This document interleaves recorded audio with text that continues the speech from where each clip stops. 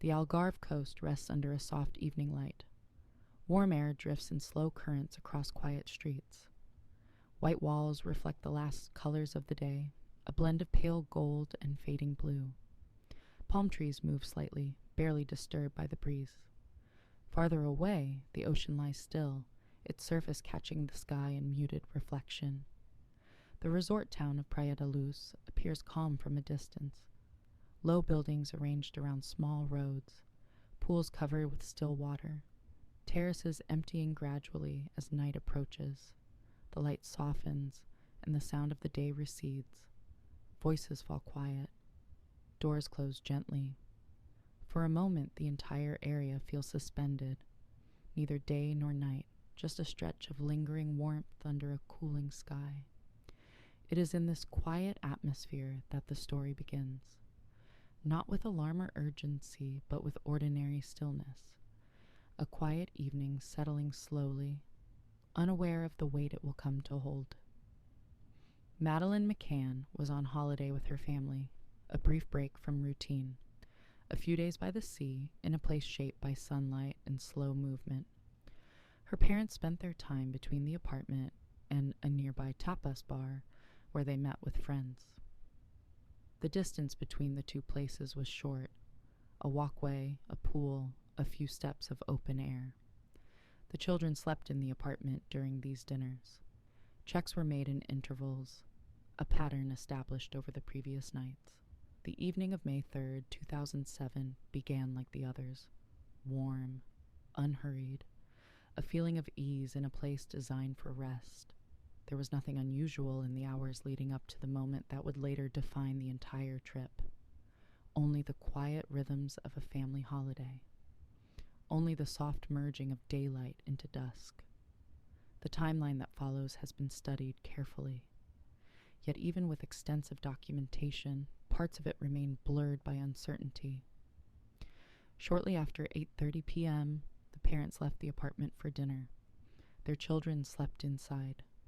The restaurant was nearby, visible from parts of the complex, though with some obstructions in between.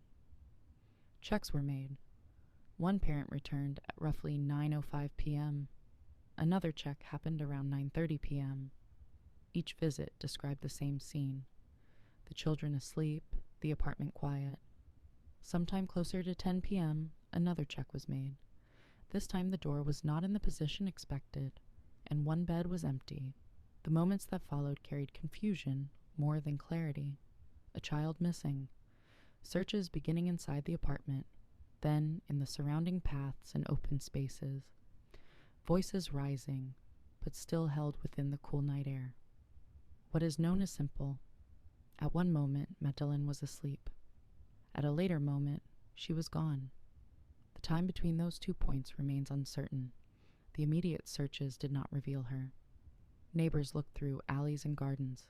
Staff members checked the beach, the roads, the edges of the resort. The night grew darker, but the air remained warm, holding sound lightly. Authorities were contacted. Officers arrived. Records were made. Footprints, objects, markings, all inspected, all noted if thought relevant. Yet nothing conclusive appeared. No item identified as hers found outside the apartment. No clear trail, no confirmed direction. Over the following days, the area widened. Search teams moved through open fields, wells, abandoned buildings, and cliffsides. But each new location offered the same absence. There were moments that seemed significant.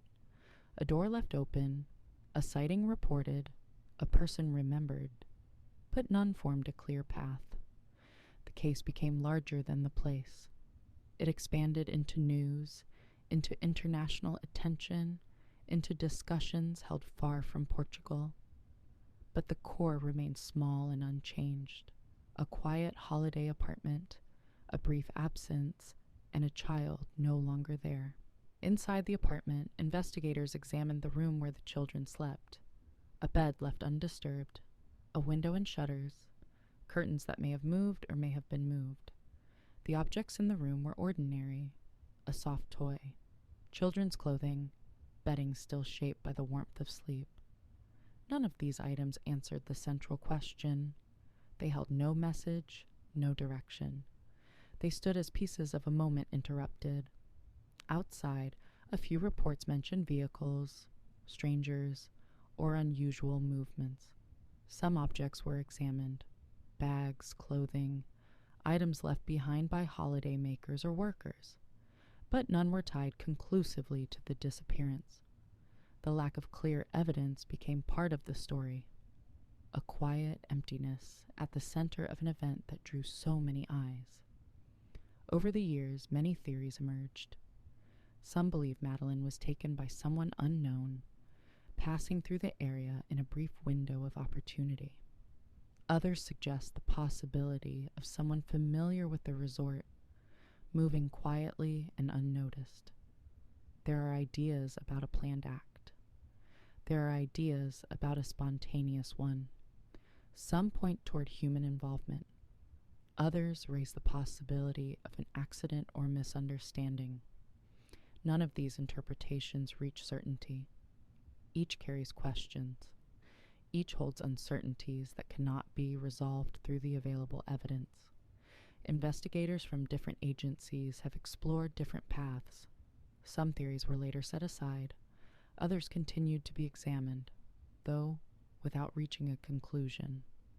What remains clear is only this: Madeleine disappeared within a narrow window of time. What happened during that window is still unknown. Theories exist like shadows cast by a single light, stretching, shifting, changing shape depending on perspective. Today, Praia da Luz continues as it always has.